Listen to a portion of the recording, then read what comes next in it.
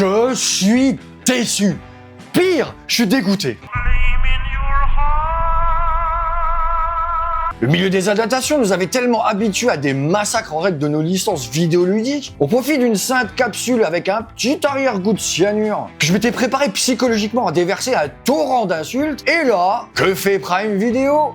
Eh ben rien de plus vicieux que de me saboter mon job en diffusant la série attendue. Mais franchement, c'est pas gentil pour ma profession de faire ça. Objectivement, la série est horriblement géniale, que ça en devient chiant, sérieux. Le casting et les persos principaux sont de la bombe.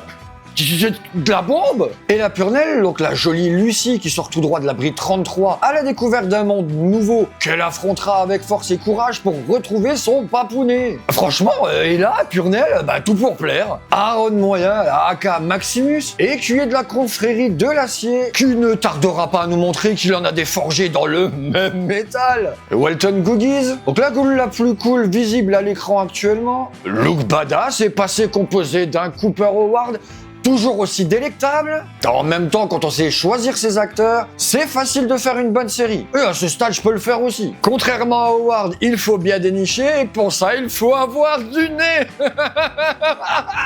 Je viens de me demander si les rôles, ils ont pas été écrits directement pour les acteurs, parce que franchement, moi, je vois que ça pour avoir autant de justesse. Donc passons au décor et à l'ambiance. Mais comment un monde post-apocalyptique peut être aussi désolé et aussi coloré? Le danger qui guette sous toutes ses formes, et pourtant, t'as envie d'y aller t'y promener, quoi. Le jeu l'a fait, et ils l'ont fait. Mon Dieu, on y est. J'en viens à souhaiter l'apocalypse pour moi aussi flaguer des bestioles et descendre le premier mec qui passe devant moi pour qu'il y ait du sang qui gicle partout.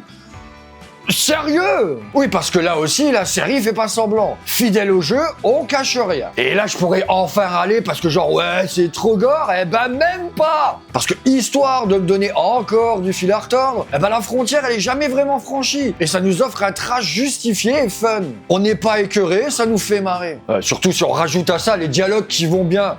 Et ils vont bien. Et les FX alors? Eh ben ils pouvaient pas se contenter de tourner sur des fonds verts qui puent là. Mais non, ils ont fait ça en décor réel et naturel. Et pour le reste en plus ils te trouvent l'équilibre parfait entre trucage informatique et artisanal. Enfin un demi-quart de points négatifs. Sur certaines scènes le mix dénote un peu très légèrement. Je peux même pas m'énerver parce que quand t'es pris dedans ça passe bordel. Et si tout ça c'était pas encore assez, vas-y on en rajoute une petite couche avec la BO. Ouais, tant qu'à faire, pourquoi ne pas engager Ramin Djawadi tant qu'on y est? Ouais, tant que t'es bien lancé, laisse-moi aucune chance. Et je passerai rapidement sur les easter eggs qui font toujours plaisir, les dialogues qui sont toujours justes, et le fait que Prime nous file tous les épisodes en une seule fois, l'humour, le charisme de même les rôles secondaires, les costumes, le sérieux, même le chien scientifique qui joue bien.